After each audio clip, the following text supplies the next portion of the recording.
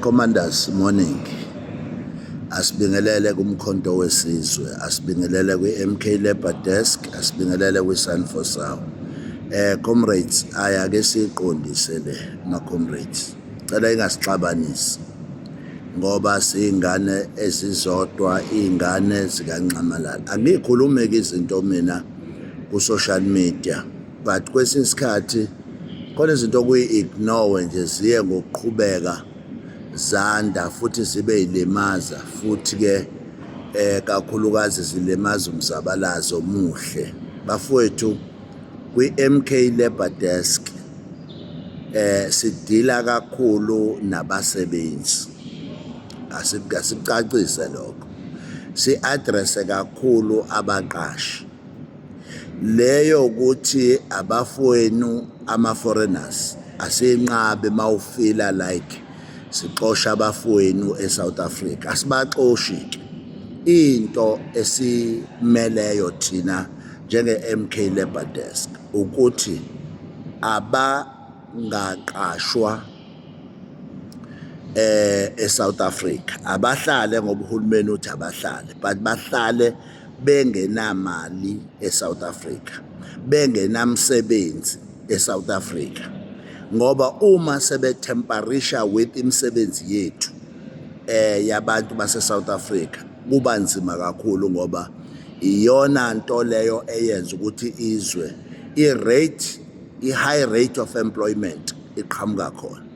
So thina okwethu ukugada nje ukuthi bangaqashwa, bangabi namabhizinisi amancane, ababe namabhizinisi amakhulu lawo ekuthiwa khona kufanele bakwazi uku-invest about 5 million. So now why must enforce the law? Bese kusuka nina ma-comrade kube yinina enifuna ukuphambana nathi. MK Labour Desk is here to address bafowethu ama-social ama-social challenges esibhekana nawo every day. Crime is high because abantu they are not employed. So thina-ke uma silekelela izwe ukuthi kuqashwe abantu, nakhu njengamanje uyabona ukuthi sebeyaqala no-minister thizeni no-bani thizeni, nabo sebeyabantu now who are busy with undocumented foreigners. So that means-ke i-MK Labour Desk iqala into enhle eyehlele nakubantu bavuke emaqandeni babone ukuthi lento yokuqasha ama-foreigners ayisilekeleli sonke njengezwe. Nasemaklinikhi, odokotela abaphethe amaklinikhi ama-foreigners, amanesi ama-foreigners, othisha ama-foreigners. Umbuzo uthi why pho sikhale nge-unemployment eSouth Africa kanti siyakwazi ukuthi kunemisebenzi efanele sinikeze abantu bokufika angeyona ama-scarce skills. Sathi thina usection 38 awu-amendwe uma kuwukuthi kanti abantu ababeshaya lowo mthetho babengakho sober, no-section 40 we-Immigration Act. Yes, siyasebenza but siyayithola i-resistance ku-Department of Labour, because u-Department of Labour now sifana nomuntu omphuca iqathe emlonyeni, ngoba njengamanje is against yonke into uprotector ama-foreigners from emafemini. Njengamanje nje sine-issue ethi eStenga, u-Department of Labour came clear wathi yena ngeke ayimbandakanye nokukhipha ama-foreigner elokuzene eStenga, elokuzene eMandeni. Umbuzo uthi kanti why sinama-department? Why kanti ama-department awathathi i-mandate yethu njengabakhokhi bentela? Why kufanele ama-department asitshene ngemithetho esingayazi thina njengabakhokhi bentela? Ngoba okubalulekile ukubatshela ukuthi sifuna umsebenzi, and the more siqasha abantu bokufika, the more izwe liya phansi, ngoba ababanjelwa i-tax, abachajwa ngalutho. And now uyabona ukuthi even kwawona ama-health lokhuze clinics and hospitals, uyabona ukuthi now uma sekufanele kuthiwa bakhokhe. Sekukhona abantu abadabukayo manje, kanti kufanele bona bangafiki bathole amahhala ey'bhedlela zethu, kufanele bakhokhiswe ngathi private hospital, ngoba phela manje sebesuka emazweni abo bazozalela la eSouth Africa. Why we can't protect our country? Patriotism kanti ithini? Activism kanti ithini? Of course asibazondi abantu bokufika. Angazi ukuthi ubani lo ofuna ukuthi siyabazonda. Asibazondi thina abantu bokufika. Into esiyenza, we protect what belongs to us as izwe lase South Africa. Even if asinamengameli, ngoba ibukeka like it's a white elephant, it's a banana republic. People, they don't want to deal with the real issues affect abantu on the ground.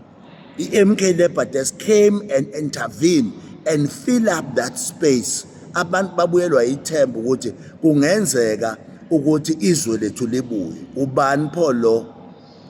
Ngoba nakhona la bafethu kwi-MK Labour Desk, kwi-MK Party, siyacela bafethu ongayi-understand lento eyenziwayo akasicele simchazele ukuthi sidila nani, angasilebuli ngokuthi izanophobic. Kade leyo language sayazi, and we are not even closer to xenophobic. We are dealing with real issues ey'thinta abaqashi okuyibona abafuna ukwenza ama-cheap labor in South Africa, abaqhamuka nama-agent in South Africa, abafuna uku-underpaya our own people besebenzisa abantu bangaphandle.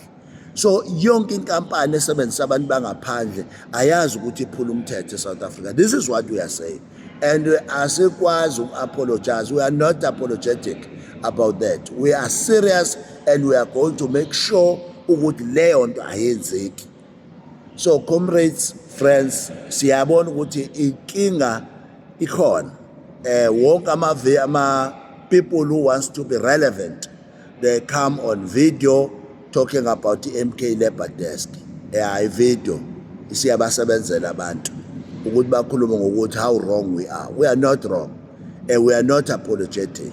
We know what we are doing, and we are assisting people on the ground. Sesinabantu abaningi abathola umsebenzi through i-operation nama-programs esiwenzayo ukuthi silekelele abantu bakithi. Uwona msebenzi lo engabe wenziwa uhulumeni, but wenziwa yithina njenge-MK Labour Desk.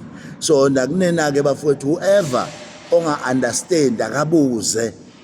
That is the best way of attending a problem, ukuthi ubuze la ungaboni, ungaqhamuka engathi uyazi kanti uzoqala phansi usibuyisele back to square one. So ilokho-ke bafowethu, and angikhulumi-ke mina ku-social media ngabantu, unfortunately. Ngaba umuntu nje odiscipline wakhulela ekhaya. Ngiyeke ngikhuluma into ngazi kahle ukuthi lento inabanikazi bayo eqondene nabo ekufanele bayi-understande futhi ukuthi angeke silokhu siba relevant ngama-issues ama-foreigners, abafowethu. Makungabafowenu bakulungile, it's okay, abahlale nani, but thina sifuna ukuthi bangasebenzi ezweni lethu. That's what we want, just that. Asikho compromised ngalokho. So ilokho bafowethu engikushoyo. Nina-ke bomkhonto, if ever asifuni ukuphambana ney'structure zomkhonto because of into e-MK Labour Desk, noma-ke kukhona la abasidivayida khona, kodwa-ke it's fine. Uma kusenziwa umsebenzi womkhonto, noma kuthiwa ubani wenza kuphi, awenziwe umsebenzi womkhonto. Even ama-region, even ama-sub-regions, abantu abawenza umsebenzi womkhonto. Siyakubonga lokho. Sithi-ke siyabonga. Uma ufuna ukwazi more, ikhona inamba 071 978 4717, noma uthi mklabourdesk@gmail.com. Sikusendele i-guideline la ukhona kuba sub-regions ayikhule i-MK Labour Desk. Siyabonga.